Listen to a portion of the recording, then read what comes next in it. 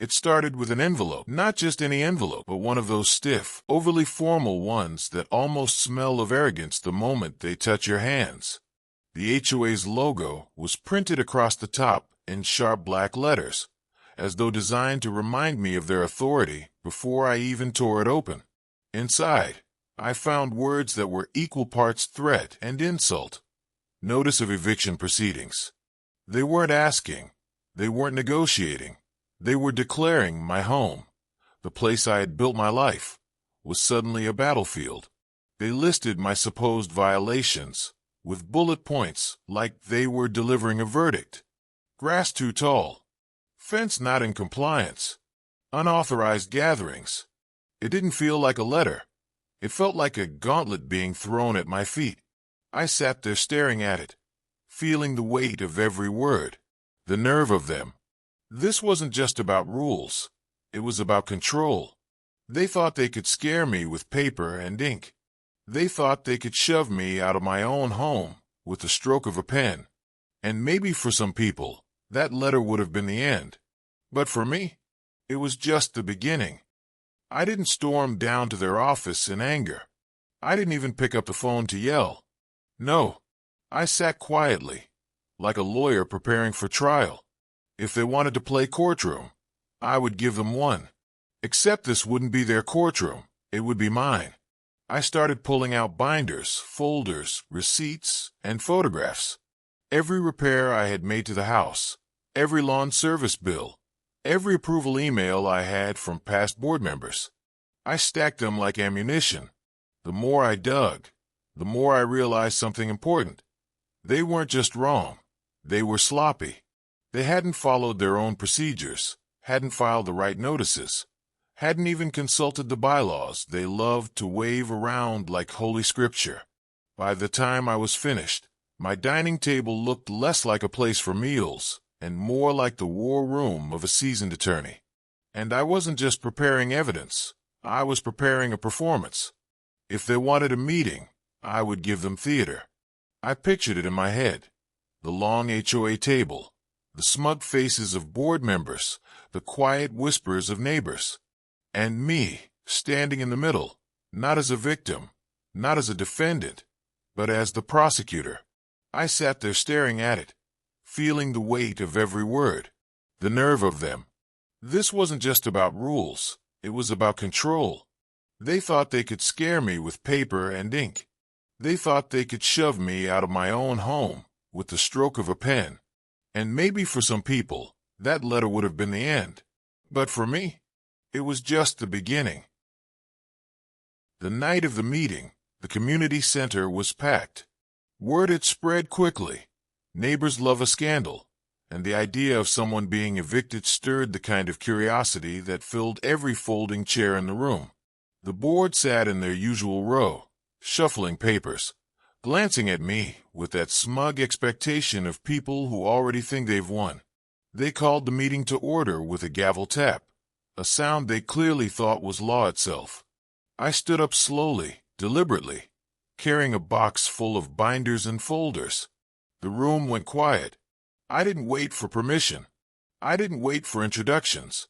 I walked straight to the center of the room, set my box on the floor, and pulled out my first folder. Then, in a voice that carried to the back row, I said, "Since you've decided this is a courtroom, allow me to present my case." The crowd stirred, whispers darting through the air like sparks. The president of the HOA tried to interrupt, tapping the gavel again. "This is not how we conduct." But I cut him off, raising my hand. "Objection. Point of order. If you're going to treat this like an eviction proceeding, then it must be treated with due process. And tonight, we will follow due process." The silence that followed was heavy, electrified. For the first time, it wasn't their gavel that held control. It was my words.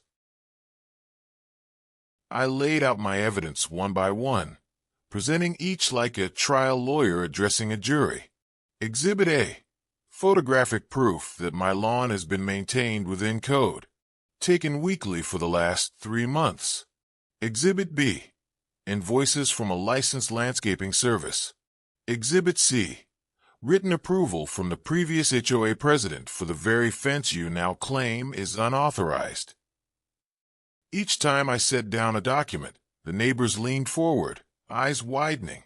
The board shuffled nervously, whispering among themselves. One member, clearly uncomfortable, muttered, This isn't how it works." I turned sharply, slapping down another binder. "On the contrary, this is exactly how it works. You accuse, I defend. Except in this case, I'm not the one on trial. You are." Gasps rippled through the room.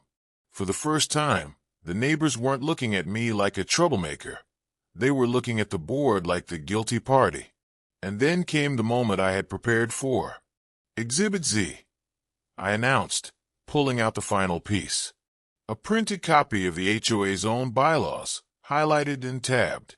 According to your own rules, eviction cannot even be pursued without a unanimous vote of the board and 30 days' notice. Neither condition has been met, which means this entire proceeding, this entire farce, is not just invalid. It's unlawful. The room erupted. Some clapped, some shouted, some laughed openly. The board president turned red, gripping the gavel as though it might save him. But the gavel was powerless now. Once I had dismantled their accusations, I went on the attack. "Now let's discuss your violations," I said, pacing like a prosecutor. "Excessive fines without justification. Failure to file proper notice. Harassment of homeowners. Abuse of power." I recited each point with the precision of someone who had done their homework, because I had. I wasn't just defending myself, I was indicting them. Neighbors started nodding, murmuring agreement. One woman raised her hand and said, "They fined me for a garden gnome. Maybe I should have brought exhibits too." Laughter filled the room, but behind it was something sharper, recognition. They saw themselves in my fight. They realized this wasn't about me. It was about all of us. The board president tried to regain control, shouting for order, but every word I spoke made their authority shrink smaller and smaller. For once, the community wasn't afraid of them. They were questioning them. And that shift, that turn of the tide, was more powerful than any gavel. When I finally rested my case, the room was buzzing. I hadn't just defended my right to live in my home. I had exposed the HOA for what it truly was. A group of petty tyrants hiding behind paperwork. I looked around at my neighbors and said, "The real question isn't whether I stay in my home. The question is whether we let this board continue ruling without accountability." That was the spark. People stood up, demanding answers, demanding resignations, demanding change. The board members, once so smug, were now cornered, their authority shredded by the very people they thought would never question them. And here's the part I'll never forget. I didn't need a judge or a jury. I had something stronger. I had the verdict of the people. The neighbors themselves declared it, not in legal language, not in written decrees, but in their voices, their outrage, their refusal to be silent. That night, the eviction attempt collapsed in flames, and with it, the illusion of untouchable power the HOA had cloaked themselves in for years. So here's the truth. They tried to evict me, but instead, I evicted their authority. They wanted a courtroom, and I gave them one, just not in the way they expected. I turned their meeting into a trial, their accusations into exhibits, their arrogance into evidence. And in the end, it wasn't me standing guilty. It was them. And maybe, just maybe, that night wasn't just about saving my home. Maybe it was about reminding everyone in that room that power only works if people believe in it.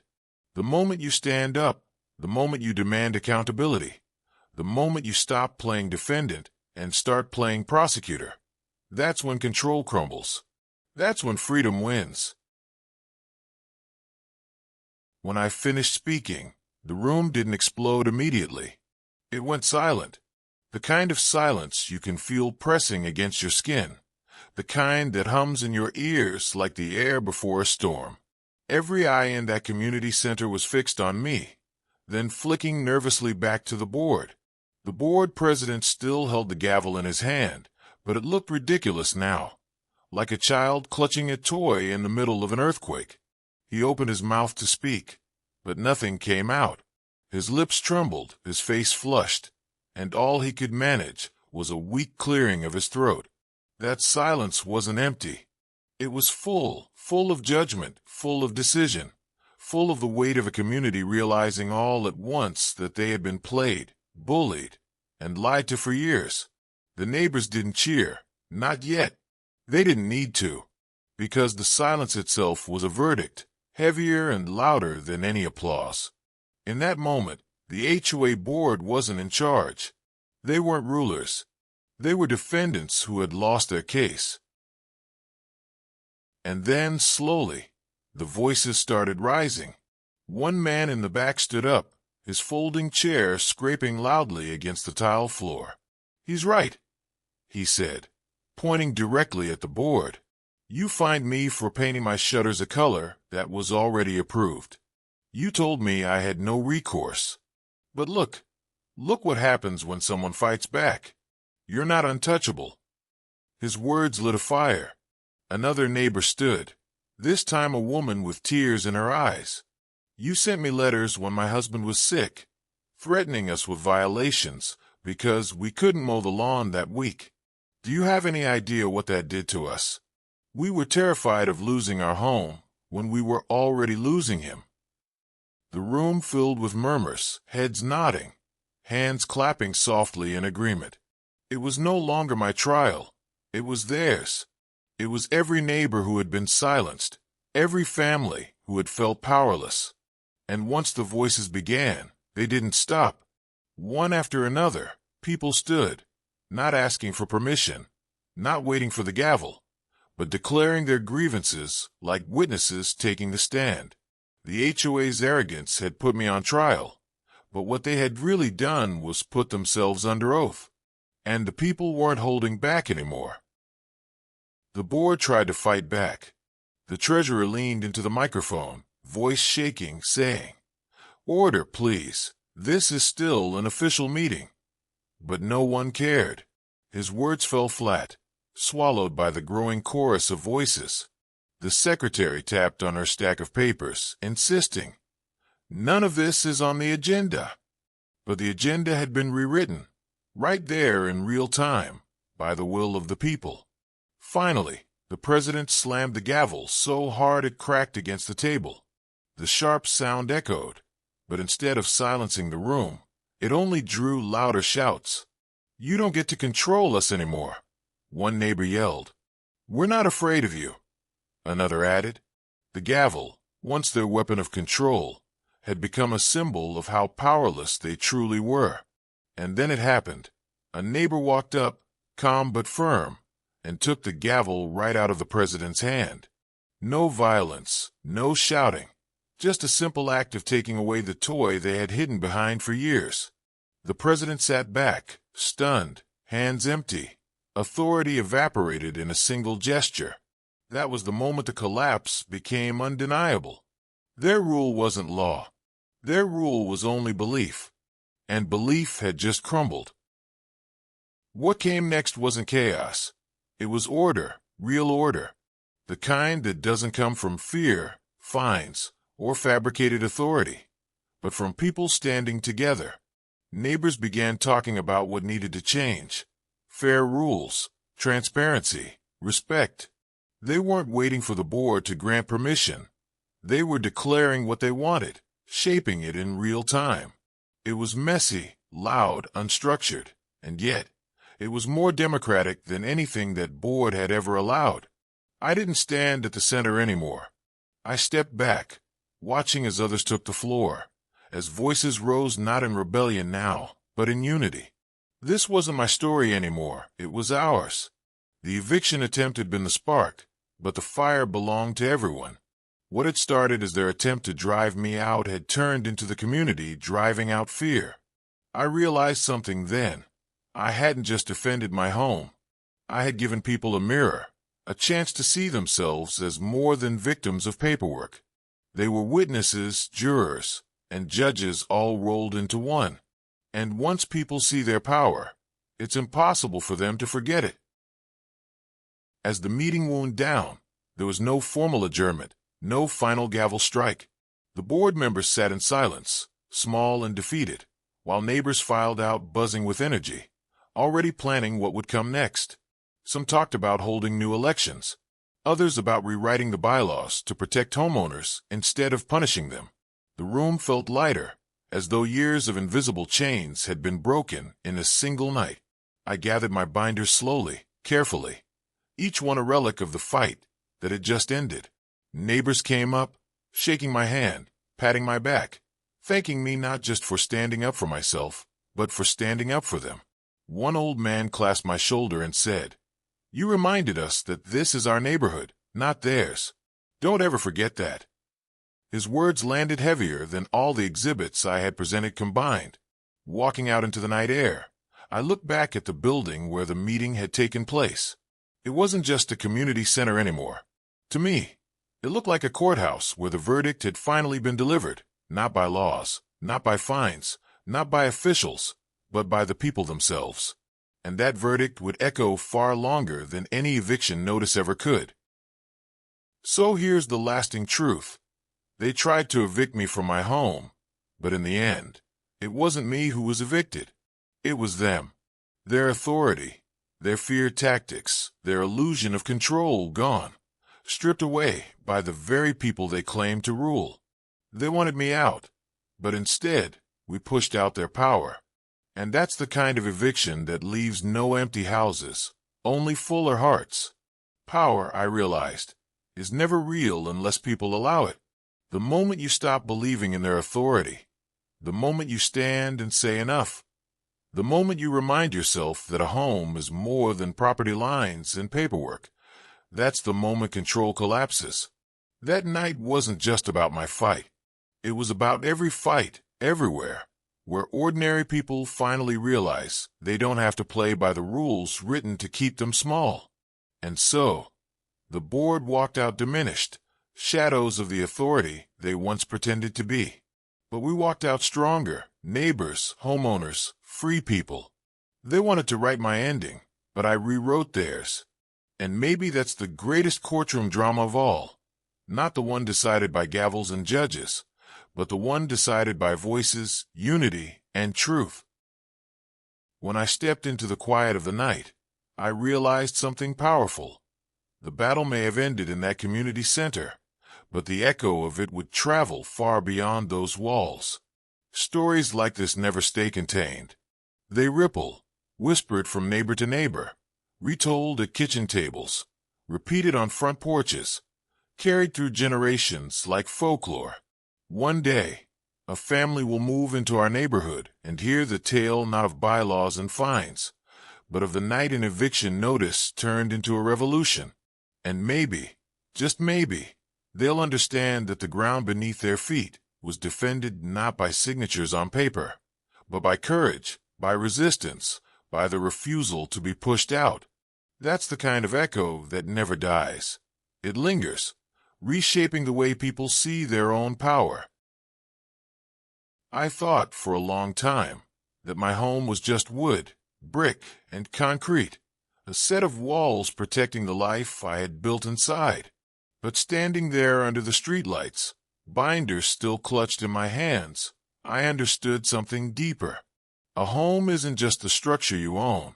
It's the community you defend, the voices you stand beside, the ground you refuse to surrender. They could threaten me with papers, fines, even eviction, but they couldn't take away the truth. My home was never just mine. It was every neighbor who cheered, every person who found their voice, every family who walked taller that night because they realized they were more than tenants of an HOA's control. That was the true victory. My house may be built of brick, but my home was built of people. And no board, no gavel, no false authority could ever evict that. So, as the night drew to a close, I left that meeting not as a defendant, not even as a victor, but as something greater, a witness to what happens when ordinary people stop bowing and start standing. The HOA wanted a courtroom, but they forgot one simple truth. Courtrooms don't belong to judges. They belong to juries. And that night, the jury was the people, and the verdict was freedom. The curtain fell not on my story alone, but on theirs. The board reduced to footnotes, while the community itself became the headline. And in that final image, with neighbors walking side by side into the darkness, with new light in their eyes, I knew one thing with certainty. This wasn't just an ending. It was the beginning of something greater, a story that would outlive us all.